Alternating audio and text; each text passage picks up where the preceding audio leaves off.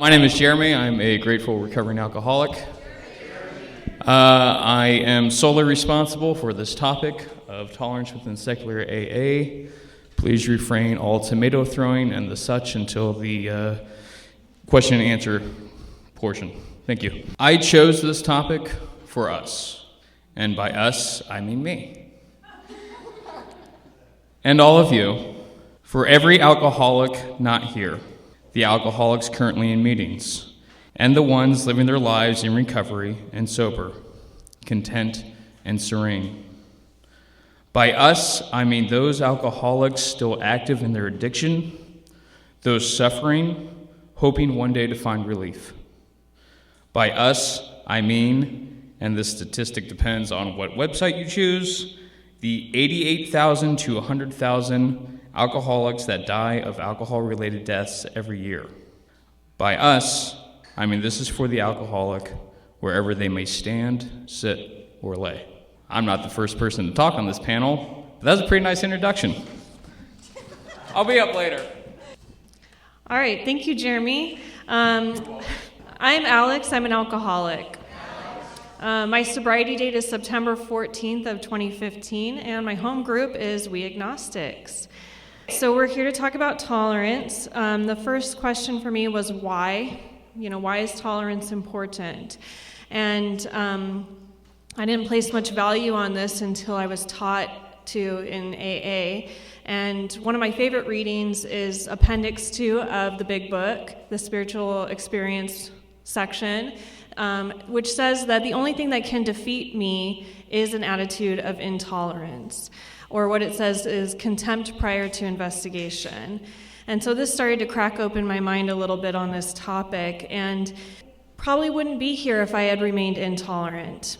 The very first meetings I went to were all pretty heavily God-infused, and if I had been turned off by the recommendations and the really well-meaning people that told me to get on my knees and pray, I wouldn't keep coming back. So I did have to cultivate some tolerance from the very beginning. And I think it's particularly important for us in secular AA because we are trying to be the safe space for differing beliefs and approaches to the program. So for us, it's especially important, I think, not to just, and I'm borrowing this idea, like I borrow all the ideas that come out of my mouth, is that we're not just defined by our opposition or our rejection of the spiritual, the theistic elements of AA, but rather we should be defined by our ability to incorporate all beliefs and to integrate them into our personal and our collective recovery. So that's my hope for secular AA. Now, the next question is, how do we do tolerance, right? How do I achieve that? So what I learned next in the program is that we don't come in here and immediately reach for what it is we want. What we have to do first is we have to inspect the things that are standing in the way of us getting there. In other words, in order for me to achieve tolerance, I have to inspect my own intolerance and what's keeping me from becoming tolerant. And I do that, the same way we do in the steps. So intolerance, when I inspect it in myself, is really just a big ego trip, right? It's a feeling that I somehow have control over other people or situations that I don't agree with. Or, in other words, if there's something that I don't like, I'd rather it just didn't exist. And I will become manipulative, controlling, and use other maladaptive behavior, let's say, in order to try and get that thing not to exist. So that's been my experience of intolerance. And I'll give you an example of this that I think is pretty common, at least it has been for me. When I'm in a meeting, particularly one of my secular home group meetings, and someone comes in and they start, sharing about their God shots, or it doesn't even have to be God talk. Sometimes it's, I'm going to do some controlled drinking, or, any of these ideas that people bring to the meetings that I don't find particularly wise or I don't necessarily agree with, well, I start to shift in my seat a little bit, and I start to give the side eye to some of my friends, like, get a load of this guy, and I might even stop listening to that person because I become very dismissive. And that's not a very nice place to be in my own head, and it's certainly not a very nice thing for you all to be around. In fact, I liked this quote from Dr. Bob in The Grapevine. When he had about 9 years of sobriety, he wrote, "Without some tolerance, we might tend to become a bit smug or superior, which of course is not helpful to the person that we're trying to help and may be quite painful or obnoxious to others." I find that to be true. I can be very obnoxious. And I do find it to be true that what I resist persists, or as we hear sometimes, if you spot it, you got it, meaning that if I am dismissing someone else, if I'm intolerant of somebody in a meeting, I in turn become intolerable. If I'm judging you to be small-minded, I'm myself am being small-minded because I think that I have you pigeonholed. I understand that, your concept of the program or your concept of a higher power, I've put it in this nice, neat box that just says, not for me. And again, it's that contempt prior to investigation. So, the other example that I already heard today was when we're in a meeting and someone starts God bashing. It could be very well-meaning. It could be just a way to diffuse the uncomfortable energy when someone maybe walks into a secular meeting and doesn't realize what we're about, and they might start sharing their God talk with us, and somebody, might later say something like, "Oh, God, I don't believe in that Santa man or that spaghetti monster in the sky." And suddenly it becomes very awkward, right? We know that there are people with different beliefs in this meeting, and for me, I start to sort of giggle out of nervousness, right? It's kind of funny when you say God is a Santa Claus or the big guy in the sky, but that's very demeaning and very demoralizing, I think, for different people who come to the meeting with their own concept of God. And something I heard early on was from a speaker, I wish I could remember his name, was, "I don't believe in the same God you don't." And, right? And so, I don't believe in a spaghetti monster in the sky, so I certainly wouldn't tell other people that that's what their God is, or that's what their higher power is. So I have been guilty of snickering, laughing, right? Trying to other people, not trying to, but unintentionally othering people in the meetings. And of course, our responsibility is to be welcoming and open to the newcomer. So this is not the type of person that I want to be. Who I want to be, of course, is I don't want to be fighting reality anymore. When we come in, we start to face reality. And for me, that means acceptance. And I want to be able to incorporate new ideas. I had to give up a lot of bad ideas when I came in, and in order to get some new ideas, I have to cultivate an open mind. I want to also be welcoming and inclusive to others, because that's what was given to me when I came into the rooms. And I feel it is my duty, as I continue to stay sober and continue to expand my experiences in recovery, to pass that along to the newcomer. And how do I do this? Well, like I said, I'm trying to be mindful of my bad attitudes, my biases, my prejudices, just basically to get out of my own way. And then once I can do that, I can have more of an open mind, and I can cultivate acceptance. And I practice these things in my day-to-day affairs. And one of the first things that I learned, speaking of rituals, was in the beginning I was told to get on my knees every morning and say the acceptance prayer. And I don't say it as a prayer anymore, but I certainly think of it every time this feeling of intolerance comes up. And the part I like especially is I need to focus not so much on what needs to be changed in the world as on what needs to be changed in me and in my attitudes.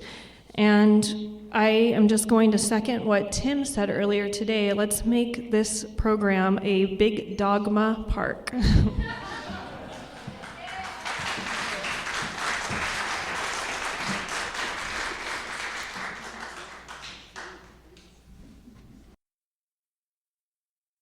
I'm back.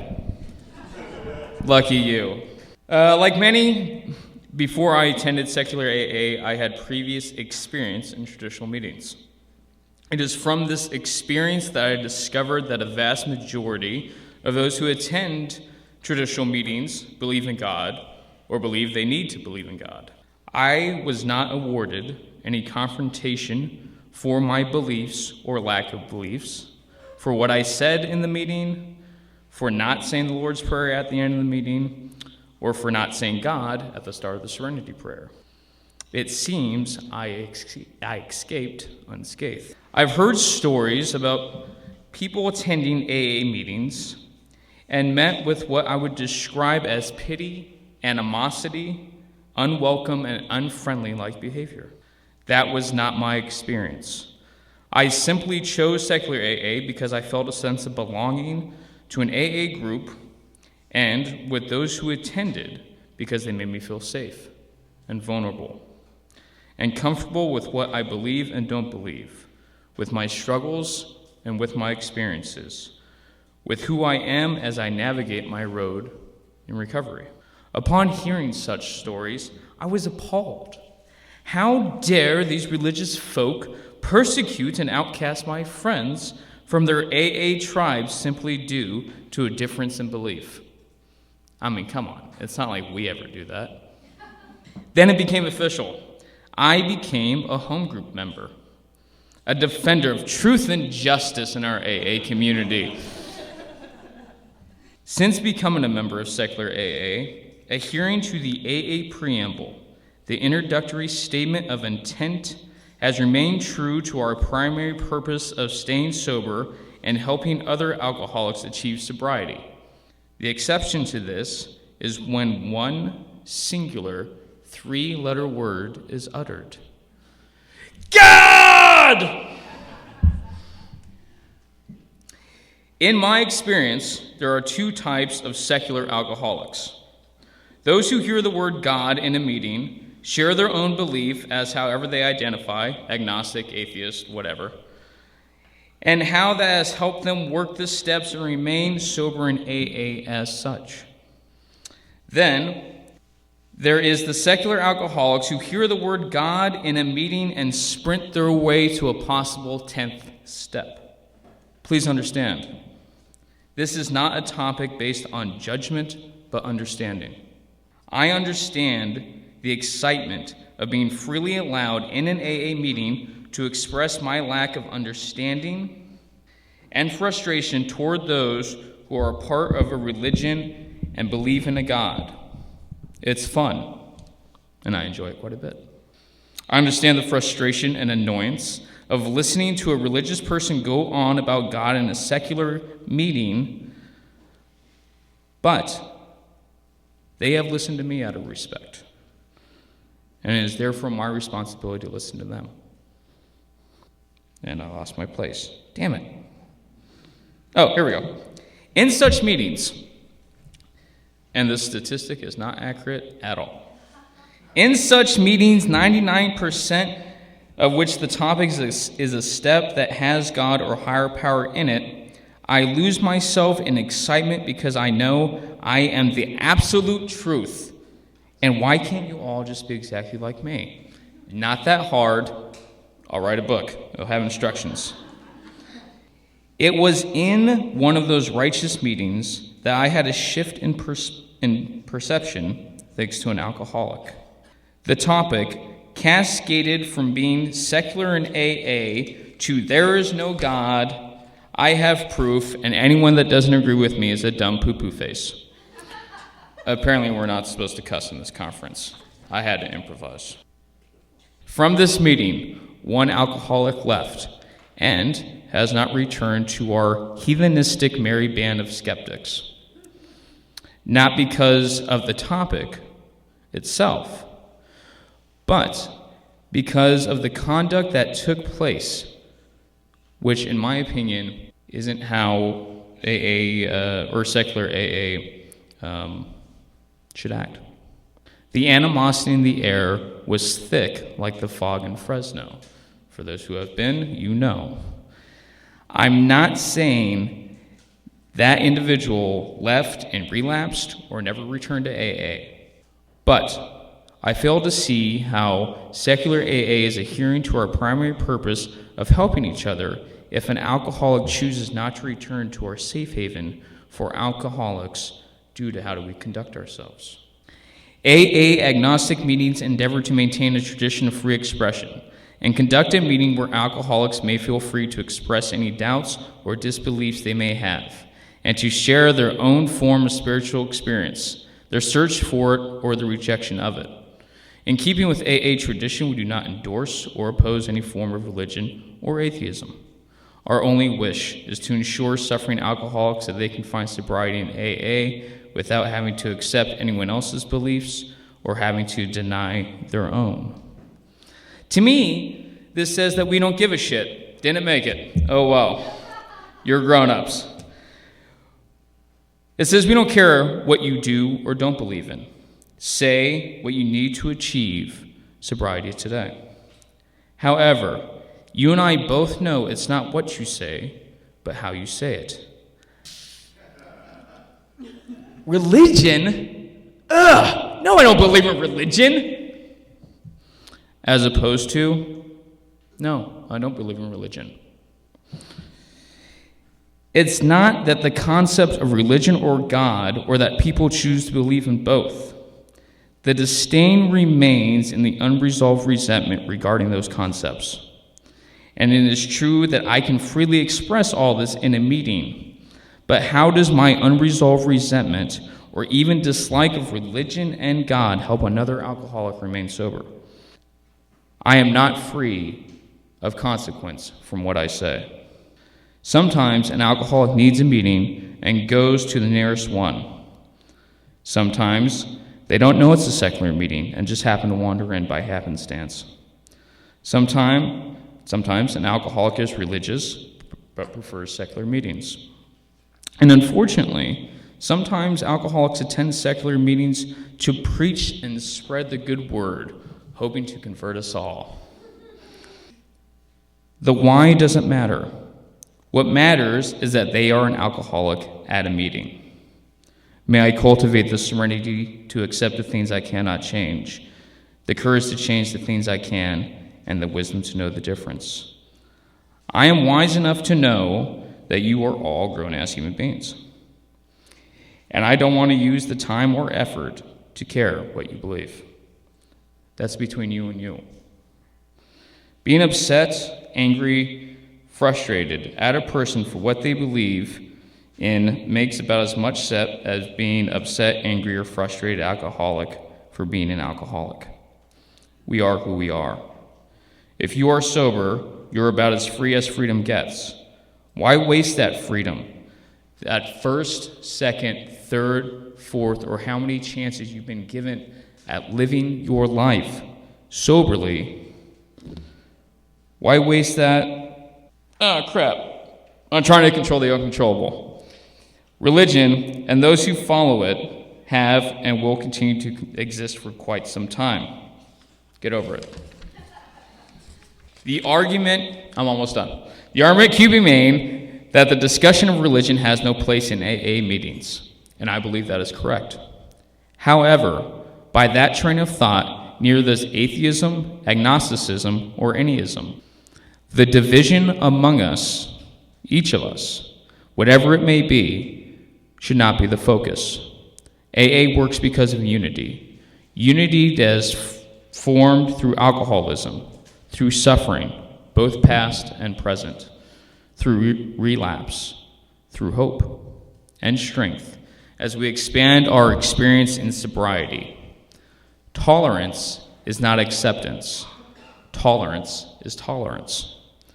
At least 88,000 deaths a year from alcohol-related deaths.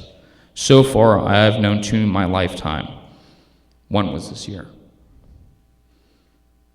Please, no more. If the cost of having alcoholics come to meetings and share about their alcoholism, hopefully stay sober one more day, is tolerance and $1, I'll happily pay for it. Thank you.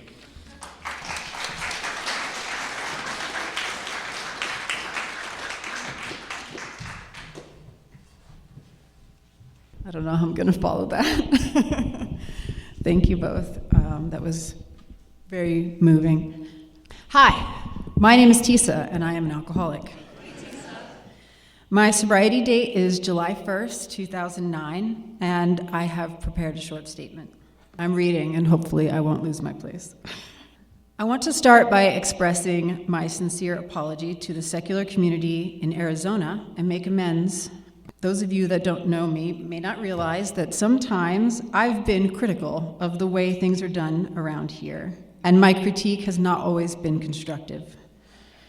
Especially as a newcomer in this region, unaware of the hardships you have all endured here, I hope that my comments today are constructive and bring something positive to this community that I am now a part of. So today, we thought it was important to discuss how we cultivate acceptance at our meetings. Many of us find ourselves attending secular or agnostic AA or other 12-step influenced groups because we may have felt there wasn't room for us at our local AA meetings. It's important that we realize that this is not only a problem, but it's fundamentally against the core values of AA, whether members at large realize this or not. Nevertheless, I think it's important we practice the values we accuse others of neglecting. Alex discussed some of the ways one can individually think about this subject. Jeremy discussed the group dynamics, and now I want to approach this concern from a different perspective. I'd like to talk about how AA traditions and concepts focus these values and what they can mean for us collectively as an organization. Today I will discuss 3 basic ideas. Firstly, tolerance is core to AA's guiding structural principles and valuable to the maintenance of healthy groups and personal sobriety. The second thing I want to share is that we should reject the idea that we are somehow separate from AA. Assuming we practice the most fundamental aspects of AA, service, unity, and recovery, we are traditional AA. Third, and the last point, when we realize that all of these ideas apply to us and can be practiced by us, we contribute to and facilitate the core values of AA, including equity and inclusivity. In 1997, anthropologist Michael Neiman described AA and the Rainbow Family Council as the only 2 surviving, quote, long-lasting, large, non-hierarchical groups operating under consensus rule. This is what we would call egalitarianism. Despite its disadvantages, like slow-moving administrative practices, I feel it is the most moral way to run an organization. Egalitarianism is what allows us to assemble in this way right now and still at our core be totally a part of AA. There are principles in place that give us and everyone else a voice in AA. I am going to share some paraphrased excerpts from, I didn't bring it up. I have a copy of it if you'd like to see, from the AA Service Manual with the 12 Concepts for World Service, the 2016-2018 edition. It's a light blue book. I'd be happy to show it to you. In these concepts, there are a number of principles which had already become traditional, but which were never clearly articulated. For example, the right of participation, embodied in Concept 1, 2, and 5, allows provisions so that the voice of the fellowship can come from the whole fellowship. In fact, it further clarifies the second tradition is specifically about avoiding the concentration of power, of dictatorships. To exactly quote the concept, An even greater force for AA's unity is the compelling love that we have for our fellow members and for the principles upon which our lives today are founded. There is also the right of appeal, which protects and encourages minority opinion, and the right of petition, which makes certain that grievances can be heard and properly acted upon. And these general principles can be used to good effect throughout our entire structure. That means that we can enact these rights: the right of participation, the right of appeal, and the right of petition in our home groups, our district, and our area. The introduction to the service manual says, quote, "Quite rightly, each new generation of AA World Servants will be eager to make operational improvements. Unforeseen flaws in the present structure will doubtless show up later on. New service needs and problems will arise that may make structural changes necessary. Such alterations should certainly be effected, and these contingencies squarely met. Let these principles not only empower us to affect our local groups, but also be the example to the rest of AA of the actual ethics AA prescribes, not the ones informed by social, bureaucratic, religious, or a-religious bias." I will close with these quotes from the AA Service Manual. "We may not need a general service conference to ensure our own recovery. We do need it to ensure the recovery of the alcoholic who still stumbles in the darkness, one short block from this room. We need it to ensure the recovery of a child being born tonight, just destined for alcoholism. We need it to provide, in keeping with our 12th step, a permanent haven for all alcoholics who, in the ages ahead, can find in AA the rebirth that brought us back to life. We need it because, more than all others, we are conscious of the devastating effect of the human urge for power and prestige, which we must ensure can never invade AA. We need it to ensure AA against government while insulating against anarchy. We need it to ensure that changes within AA come only as a response to the needs and the wants of all of AA, and not only a few. We need it to ensure that the doors of the halls of AA never have locks on them, so that all people for all time who have an alcoholic problem may enter these halls unasked and feel welcome. Finally, we need it to ensure that Alcoholics Anonymous never asks of anyone who needs us what his or her race is, what his or her creed is, or what his or her social position is. Thank you.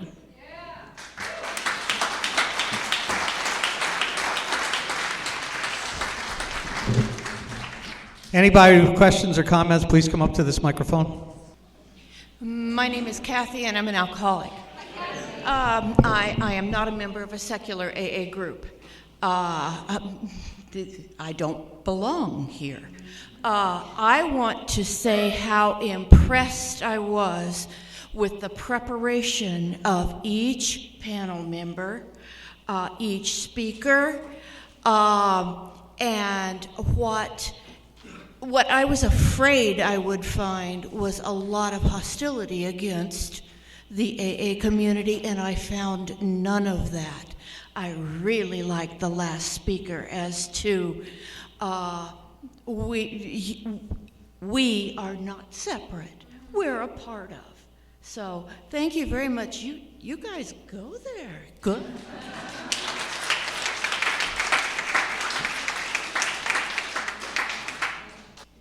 Hi, Paul, alcoholic. So I've been in AA since March 17th, 1990. I've always struggled with the whole God thing, even though I was raised Catholic, went through that whole thing and stuff. And it wasn't until recently that I found secular, like the last couple of months. And one of my concerns was that I was hoping that this movement, this group or whatever, wasn't intolerant, because to me, to go to the other side of intolerance, would be just another form of what I always struggle with my alcoholism, my own ego, which was separateness. My alcoholism, my ego always wants to separate me from you, and from people in me, and through judgments, through intolerance and stuff. And I have to admit, for the most part, there was one thing that I was a little bit bothered with today was when I thought the Christian lady who came up and shared earlier, I was really moved by her, probably one of the most moving parts of the conference for me, actually.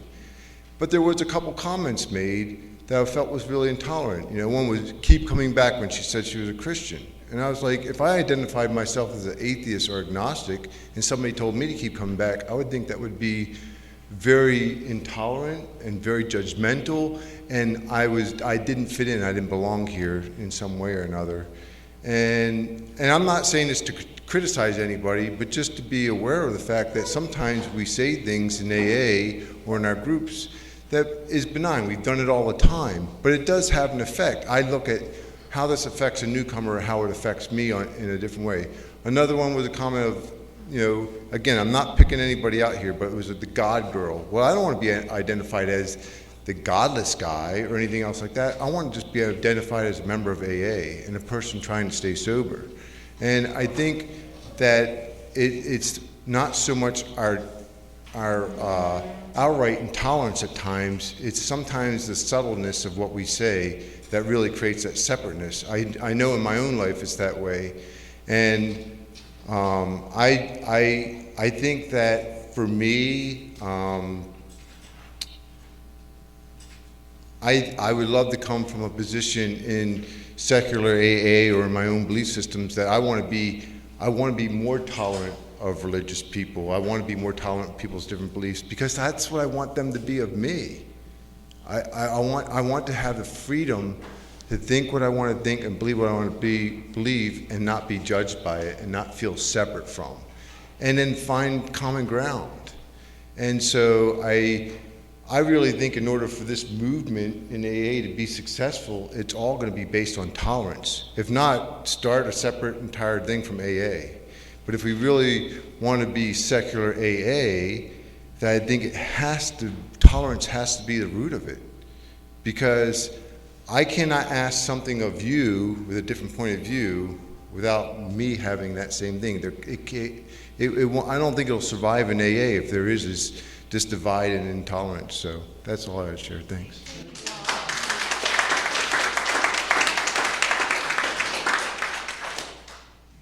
Thank you. I'm still Greg and still an alcoholic. I've not been subject to it personally, but I've witnessed intra-secular AA intolerance.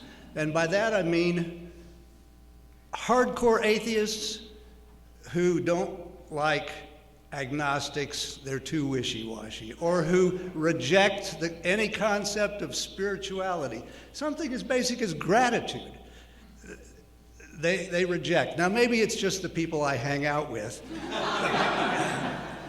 But we're trying to put on an international conference that appeals to secular AA. And by the way, I did write host city chair at secularaa.net and www.secularaa.com on the board.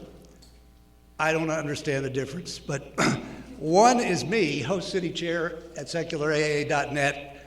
And if you want some more information about the conference, we'll be sending out brochures, of course, a little closer, but I've got something that I could send you now, and I really would like to do that. But have any of you faced intolerance, not with Christian, traditional, religious AA versus secular, but within the secular AA community? And by the way, I'm so delighted at this group. I haven't seen anything like that, and I've even seen wonderful tolerance for all sorts of AA people. And that's the way I really think it should be. But if any of you have any ideas, and these principles that our very articulate speakers have shared with us, I know will apply to what I'm calling intra-secular intolerance. But if you've got any ideas, I'm open to them. Thank you. Thanks, Greg. Now get out of here. That was a joke. Anybody else want to? Hi, Rich Alcoholic. Yeah, I was really excited to hear this panel when I heard that it was about tolerance. and did not disappoint. Thank you, guys. My first experience with secular AA is I went into sorry, I got nervous. I went into a meeting and there was just a lot of people who were upset and God bashing, and there was a lot of negativity, and what I felt was that meeting was full of problem and not solution. And I didn't come back to another secular meeting for about 1.5 years. And when I came back to the Sunday night meeting, I found solution there. And I found a lot of people with long-term sobriety in there setting a good example. And that's what I needed to see. I needed to see people that were doing what I was doing and succeeding. Because, I was in traditional AA doing it my own way and, doing what I could. So, sorry. I really get a kick when, we have someone who really needs a meeting and shows up at one of our meetings and, sharing about how God's helping them and everything, and our members are totally supportive and reaching out to the alcoholics still suffering. We're, making sure that they feel comfortable and they're not, different in any way. We're there to help them and talk to them afterwards. So thanks, guys. I really appreciate it. My name's Willie. I am an alcoholic. And I want to thank you guys for your pitch. I want to thank everybody that gave a pitch today. I want to thank all you people for being here, all you people. My sobriety date's May 22nd, 1990. I've been very fortunate. I want to thank you for myself. One, AA constantly is working to improve itself slowly so that it's not too rough on us. And I've seen a lot of changes in 29 years. And I want to thank you. I had a friend named Barbara. She died a couple of years ago. She was in AA when I got here. And she went out and I went out and we both got back. She got back about a month before me. And she always identified as, my name's Barbara. I'm an atheist in an anarchy, and I take from AA what I can. And she died sober. She wasn't able to come to a meeting like this. And people did rag on her, and people did roll their eyes, and people did try. And she stayed the course. And so anyway, glad you guys are here.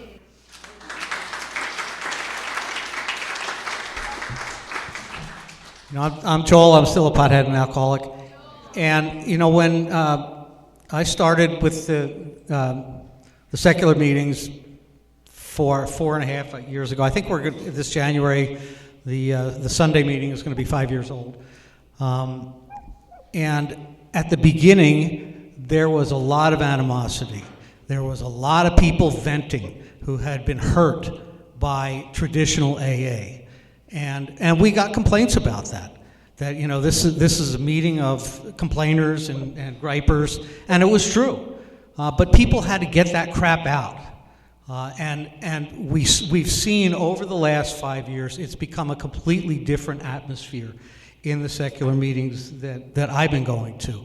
And now we are, thankfully, very open and forgiving and welcoming to anybody.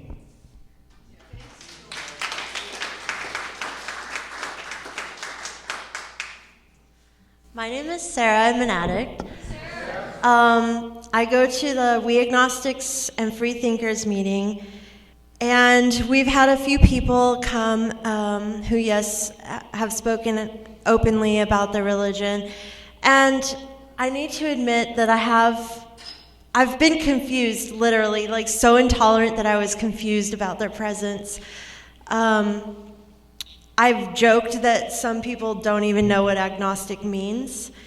And then eventually I started to realize that those people simply needed a place to go at that time, It didn't matter what kind of meeting they would go to.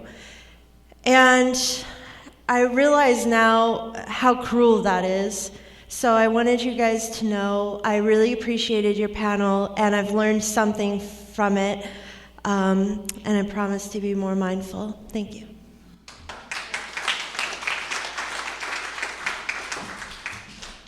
I just want to say thank you for sharing that so much, Sarah, because I swear I thought that they asked me to be on this panel because they were reading all my nasty thoughts. I'm Carmen, I'm an alcoholic. So, I'm new to the secular AA world. I actually haven't yet to attend a secular AA meeting, so, because I tried to attend one, but nobody showed up, so it was just me. Since I'm starting a new one. But one thing I'm encountering is some intolerance in the mainstream community, or confusion as to why there's a need for the secular AA. And also confusion from my sponsor about how secular AA can be part of regular AA, because she says she thinks that if you're using a different set of 12 steps, that it can't be AA. I did find a quote from Bill W.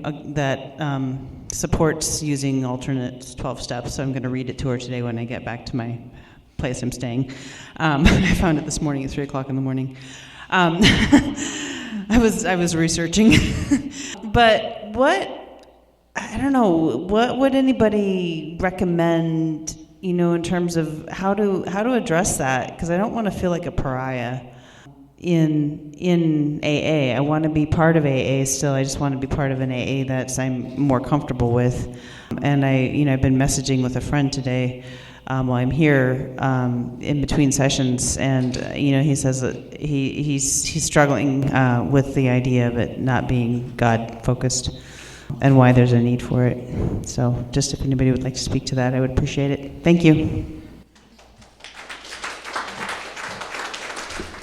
Thank you. I would like to give some feedback on that question. If I have some thoughts about that, hopefully they're helpful. They might not be. In my opinion, I don't use the phrases secular AA and traditional AA. As I've said already, I feel like, granted, I've only lived in Arizona for a year, so my experience from where I'm from is a little different. But for instance, my old home group, We Agnostics, was a living sober meeting, and when people came to the meeting, we read the preamble. We read the secular AA preamble, slightly altered version, but it's fairly the same. And then we read the Living Sober book, and we had a normal AA meeting. And if you didn't know otherwise, or if you didn't know that the group was called We Agnostics, you would have absolutely no idea that it wasn't any other Living Sober AA meeting, except that the people at the meeting just happened to not talk about God. Most of the time. Some people did on occasion, but for the most part, no one really brought it up. That's what I'm used to, and in those kinds of settings, I would have told my sponsor that I'm going to a Living Sober meeting, and then we weren't really seen differently. And we didn't act like we were we weren't a part of our district. I was the District 15 treasurer at the time, so we were definitely a part of the district, and very active in our district. So that sort of situation is not what we have here in Arizona. But that sort of situation, I think that if we cultivate that, then it gives us an environment where people don't look at secular AA meetings differently from traditional AA meetings. I think part of that is to stop using separatist language. I understand its usefulness in showing people that there's a place that they can go. But those are my first thoughts, and that's not really something that you can act upon today. But I think that's just an idea for us a goal to work towards. Thank you. Scott again. I wanted to speak a little bit to my experience with starting a meeting, and when we first started it, and I thought that this was unique, and then I heard a couple of people on that secular podcast, Beyond Belief, talk about having the same experience where they started a group, and the group at first was, like Joel said, very they just had to get out all this pent-up rage. And it's also been my experience, and that did happen, And it's also been my experience that when people first come out of the closet as secular AA members, they want to scream it from the rooftop, and they just have a lot of pent-up energy. So it isn't just, and one thing that I found that was practically good for me to do, because it was pointed out to me by somebody that I was kind of chiming in on the God bashing thing. I decided that whenever somebody did that, I would just remain silent and not add to the narrative. And that was my practice of tolerance. It didn't mean that I didn't want to chime in. It just meant that I don't want to perpetuate that narrative. And so that's kind of what I do. It doesn't mean that I don't have thoughts. It doesn't mean that, I'm not perfect. I'm working on this. But that's been a practical thing I've done in our group to kind of try to accept the new person needs to say da da da da da da da. Let them do their thing, because they just got to work through that. It's just like a phase, an early phase in their growth toward kind of normalcy. The other thing is, as part of the queer community, 30 years ago when I came out, it was like really not accepted to be that. And now I see young people that it's almost a non-issue. And so over time, it's kind of like started to become, and I think that's what's probably going to happen with us. It's just, we've got to stick it out.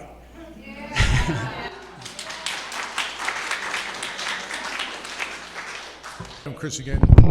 How can non-religious folks be a part of AA? If you go to Beyond Belief or to seculara.com, any of those websites, there's a whole wealth of